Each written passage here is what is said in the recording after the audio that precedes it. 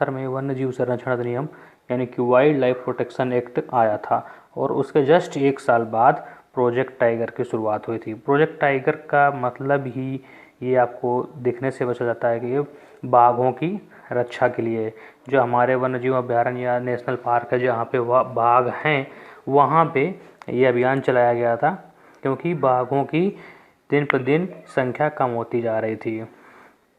तो project tiger के तहत अभी तक कुल 50 जो है हमारे आरक्षित क्षेत्र हैं जो प्रोजेक्ट टाइगर के अंडर कवर हैं।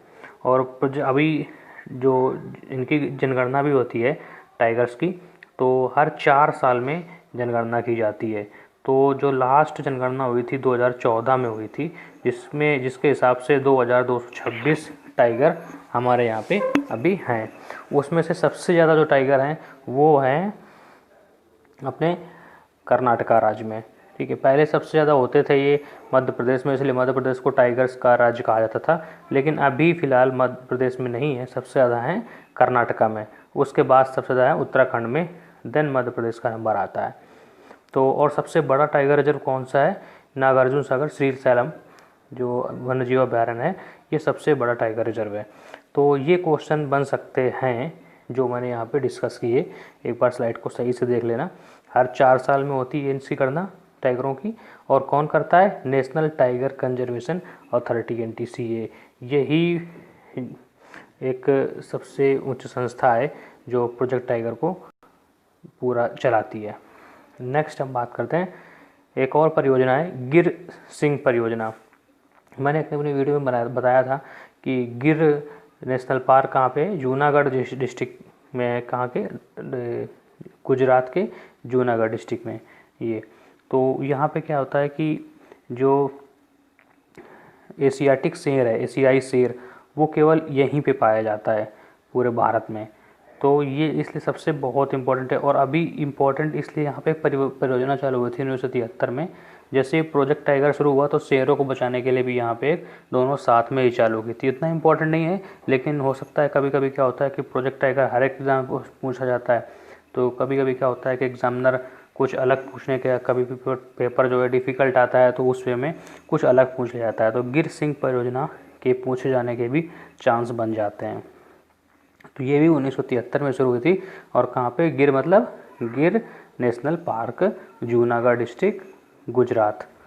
ओके, तो ये इसलिए और इम्पोर्टेंट है क्योंकि अभी 15 दिन पहले क्या हुआ है, पिछले मंथ देखा जाए तो उसमें क्या हुआ कि यहाँ पे एक महामारी टाइप की फैली हुई है जिसमें करीब 30 से 40 शेर जो है मर गए हैं।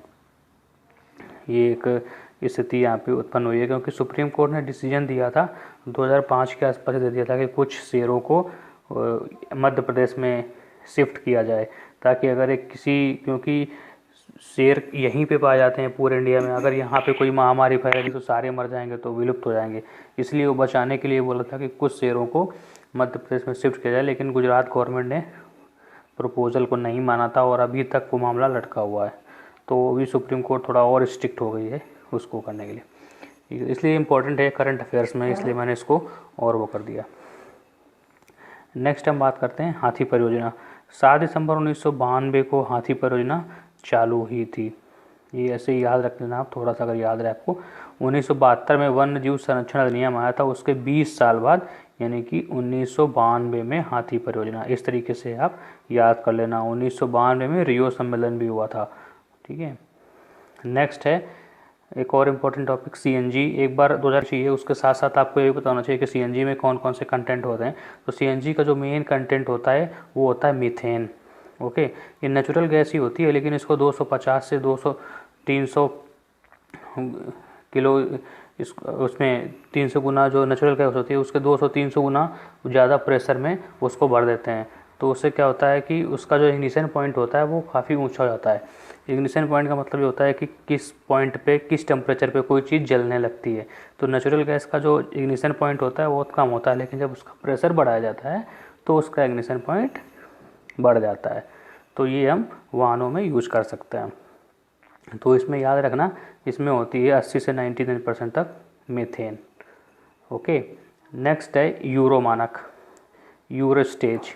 अभी क्योंकि आपने लास्ट ईयर देखा होगा बहुत सारी स्कूटर्स एंड बाइक बहुत सस्ती मिलने लगी थी, क्योंकि क्या हुआ था कि भारत स्टेज 4 के व्हीकल्स आ रहे थे, BS4। ओके, तो BS4 BS3 ये सब क्या है, करंट अफेयर्स में रहा, इसलिए मुझे लगा शायद कहीं एग्जाम में पूछा ना जाए, तो उसमें थोड़ा सा बताना चाहूँगा कि अभी भारत में BS4 चल रहा है। अब नेक्स्ट 1 अप्रैल 2017 से BS4 चल रहा है। ये क्या है क्या ये इमिशन स्टैंडर्ड है। इमिशन स्टैंडर्ड मतलब जो धुआं निकलता है, ये आपके इंजन में पेट्रोलियम पदार्थ बर्न होते हैं, तो उसमें जो इमिशंस होते हैं उसमें क्या क्या स्टैंडर्ड उसके होने चाहिए कि कितने उसमें कार्बन डाइऑक्साइड निकलने चाहिए, कितने CO कार्बन मोनोऑक्साइड निकलना चाहिए, कितने पार्टिकुलेट मैटर निकलने चाहिए, कितने SO2 निकलने चाहिए। उस हिसाब से उसमें इंजन में कुछ परिवर्तन किए जाते हैं और जो हमारा फ्यूल है उसमें परिवर्तन किए जाते हैं, मतलब पेट्रोल और डीजल में भी। तो ये यूरोपियन यूनियन की जो कंट्री है वहाँ पे चालू हुआ था, तो वहाँ पे यूरो स्टेज उसको बुलाया जाता था। तो भारत में भारत के नाम पे BS स्टेज है, तो वहाँ पे यूरो 1 के हिसाब से यहाँ पे भारत 1 है, BS1। ऐसे ही BS1 2 3 करके 4, अभी BS4 हमारे यहाँ पे चल रहा है 1 अप्रैल 2017 से। लेकिन अब नेक्स्ट हमारा 1 अप्रैल 2020 से क्या होगा, BS6 चालू हो जाएगा, पूरे देश में लागू हो जाएगा, मैंडेटरी। क्योंकि BS5 हम नहीं ले रहे हैं, स्किप कर रहे हैं, क्योंकि हमको जल्दी से जल्दी यूरोपियन कंट्री है उनके बराबर आना है। ओके, नेक्स्ट हम बात करते हैं। अब मैं क्वेश्चन कुछ रख रहा हूँ जो इम्पोर्टेंट क्वेश्चन है, इम्पोर्टेंट भी हैं, और ख़ासकर जो हम सारे चैनल वाले पढ़ा रहे हैं ये इम्पोर्टेंट मोस्ट इम्पोर्टेंट, वो तो सबको पता ही है। इसमें कुछ ऐसे क्वेश्चन हैं जो बहुत लोगों को नहीं पता होंगे, तो आप लोग देख लेना इसमें, और ऐसे हम पूरे धीरे धीरे कवर करेंगे तो हमारा पूरा कवर हो जाएगा। तो पहला क्वेश्चन है, पराबैंगनी विकिरण कितने प्रकार के होते हैं। तो आपने पढ़ा होगा अल्ट्रावायलेट रेज जो होती हैं वो सूर्य से निकलती हैं और पृथ्वी पे पहुंचती हैं, और उनको पहुंचने में रोकने का काम करती है हमारी ओजोन गैस, जो क्षोभ मंडल में पाई जाती है।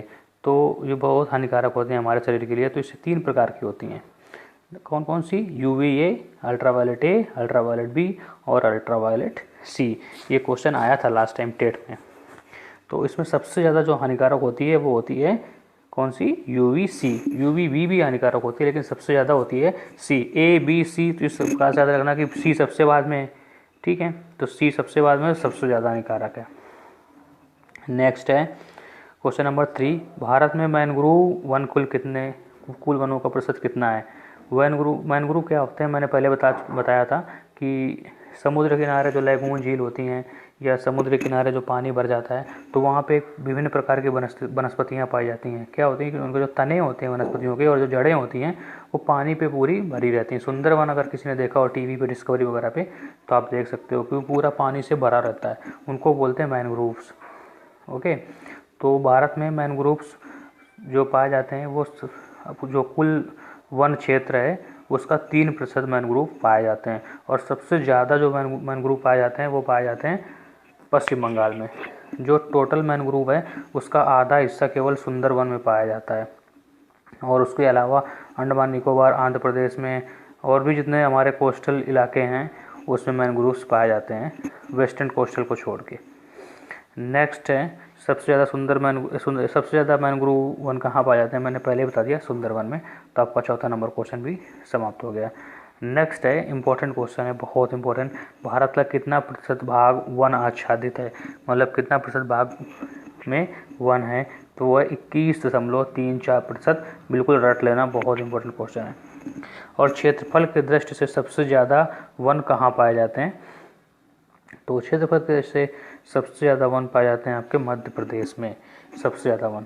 और प्रतिशत के हिसाब से सबसे ज़्यादा वन कहाँ पाए जाते हैं, मिज़ोरम में।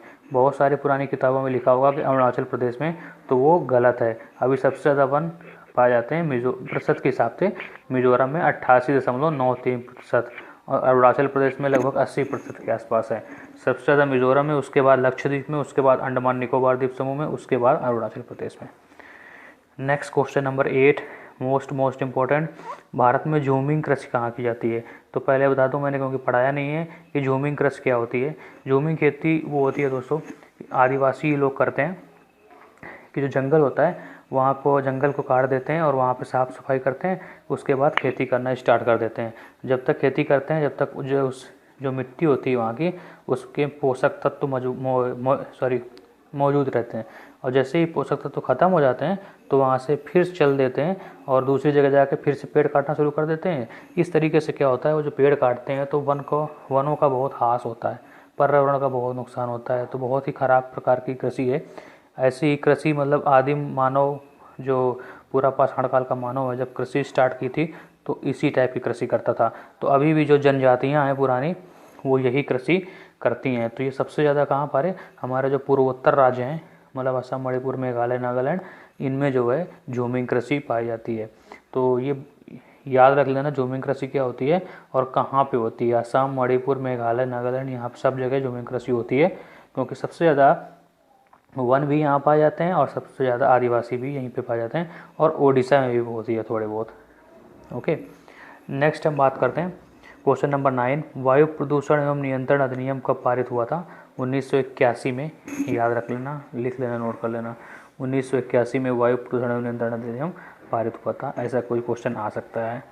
नेक्स्ट क्वेश्चन नंबर 10, ये सब करंट अफेयर्स में ही है, अगर एक तरह से देखो तो काफ़ी हॉट टॉपिक रहे हैं। नमामि गंगे कार्यक्रम कब चालू हुआ था? 2015 में। ओके, जब एनडीए गवर्नमेंट आई थी 2014 में, तो उसने क्या किया, गंगा को बचाने के लिए बहुत सारे कार्यक्रम चालू किए। तो उसमें एक और इम्पोर्टेंट कार्यक्रम था नमामि गंगे कार्यक्रम, तो 2015 में चालू हुआ। सबसे ज़्यादा ई वेस्ट कहाँ पैदा होता है? तो सबसे पहले बताना चाहूँगा ई वेस्ट क्या होता है। ई वेस्ट क्या होता है कि जितने हमारे इलेक्ट्रॉनिक्स आइटम होते हैं वो जब ख़राब हो जाते हैं तो वो रिसाइकिल नहीं हो पाते, क्योंकि आजकल क्या हो गया है कि सारे जो कंपोनेंट, इलेक्ट्रॉनिक कंपोनेंट है वो आईसी बेस्ड हो गए, मतलब इंटीग्रेटेड सर्किट, सारे आईसीज आती हैं, बड़े बड़े कंपोनेंट नहीं आते कि उनको ठीक कर दिया जाए।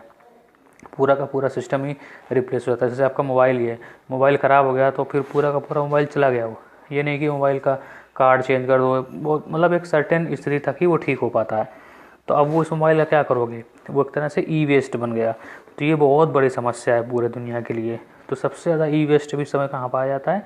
वो अमेरिका में पाया जाता है। लेकिन जितने विकसित देश हैं आपके, खासकर अमेरिका, जापान, साउथ कोरिया भी, और जितने यूरोपियन कंट्रीज़ हैं, वो क्या करते हैं, अब उनके वहाँ पे जितना ई वेस्ट होता है वो सब भर भर के जितने गरीब देश हैं वहाँ भेज देते हैं, खासकर चाइना और इंडिया में भेज देते हैं। जितने थर्ड वर्ल्ड कंट्रीज़ हैं वहाँ भेज देते हैं, और कुछ अफ्रीका में भी भेज देते हैं, और उस माल को मतलब अच्छा बताते हुए यहाँ भेज दिया जाता है। और हमारे यहाँ पे ई वेस्ट डंपिंग करते हैं। ये बहुत बड़ी समस्या आगे चल के होने वाली है हमारे लिए। तो ये था ई वेस्ट। ये काफ़ी हॉट टॉपिक रहता है, एग्ज़ाम में आने की काफ़ी संभावना है, इसलिए हम इसको बता दिया। नेक्स्ट क्वेश्चन, भारत में सबसे ज़्यादा ई वेस्ट कहाँ होता है? सबसे ज़्यादा विश्व में सबसे ज़्यादा होता है अमेरिका में, भारत में कहाँ पे होता है? महाराष्ट्र में। नेक्स्ट क्वेश्चन, नर्मदा बचाओ आंदोलन की नेता हैं? ठीक, नर्मदा बचाओ आंदोलन आपने पढ़ा होगा कि बाबा आमटे भी उससे जुड़े रहे। तो बाबा आमटे भी उसके अग्रणी नेता थे, और साथ में मेधा पाटकर और अरुंधति भट्ट रॉय, ये 2-3 महिलाएं भी हैं जो इससे जुड़ी हुई हैं। तो अगर बाबा आमटे कभी ना आए उसमें ऑप्शन में आपके मेधा पाटकर भी आ जाए, या मेधा पाटकर ऐसा क्वेश्चन आ जाए कि मेधा पाटकर किस आंदोलन से जुड़ी हुई थी, तो नर्मदा बचाओ आंदोलन से जुड़ी हुई हैं। भारत का जल पुरुष किसे कहा जाता है? तो राजेंद्र सिंह जी हैं जो भारत का जल पुरुष कहा जाता है। इन्होंने भारत में, स्पेशली राजस्थान में काफ़ी काम किया है जल को लेके, और बहुत सारी नई नई तकनीकियाँ विकसित करके जल की समस्याओं को दूर किया है।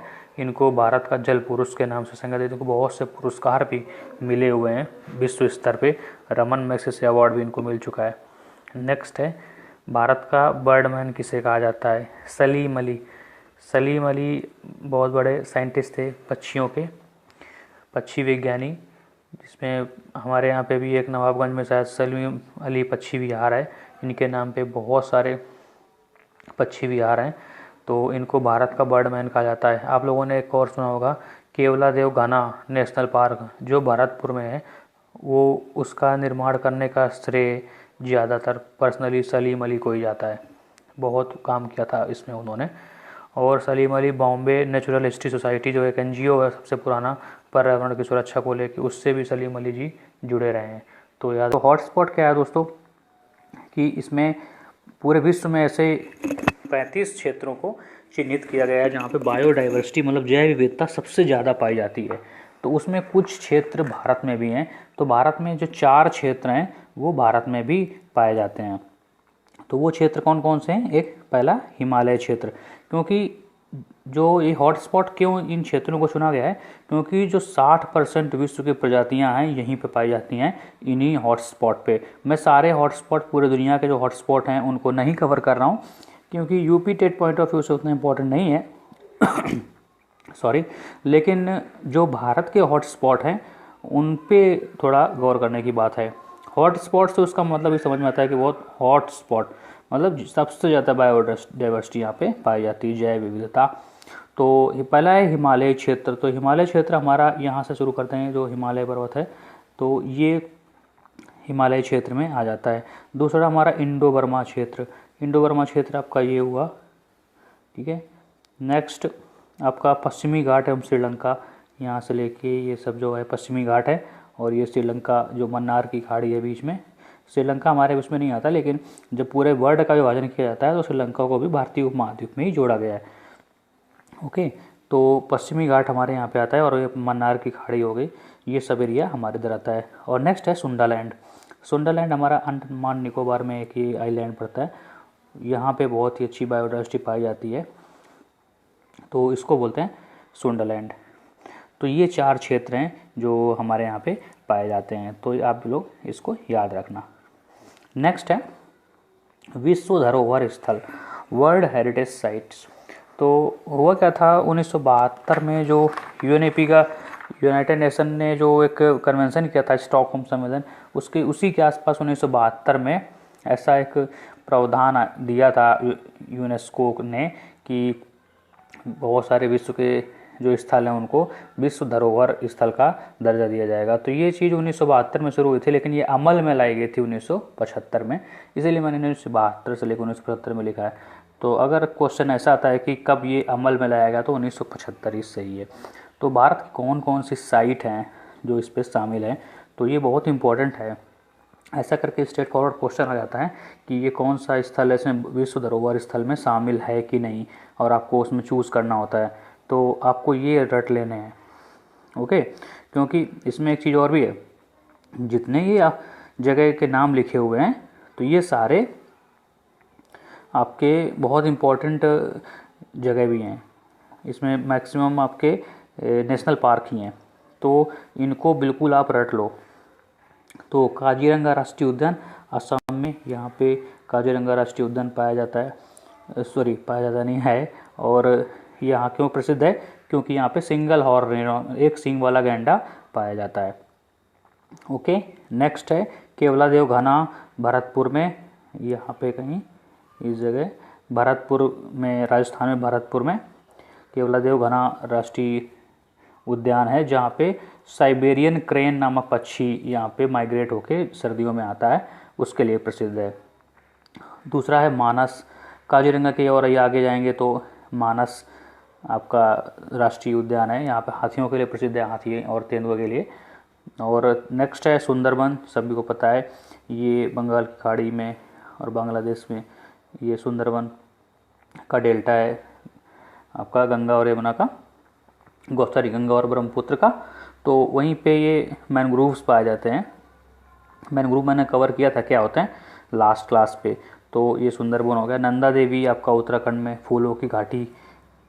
ओके, और पश्चिमी घाट में लास्ट क्लास अभी बताया लास्ट स्लाइड पे, ये आपके पश्चिमी घाट हुए। ग्रेट हिमालयन नेशनल पार्क ये पाया जाता है आपका, ये हिमाचल प्रदेश में, ये यहाँ पे ग्रेट हिमालयन नेशनल पार्क। तो ये बहुत इंपॉर्टेंट साइट्स हैं, और इसमें कुछ साइट्स जुड़ गई हों तो शायद, क्योंकि मैंने बुक से जो अभी लेटेस्ट देखी थी उस पर हो सकता है कि अभी लेटेस्ट कुछ साइट्स जुड़ गई हों उसमें, तो एक बार आप लोग देख लेना गूगल पे करके, ठीक है।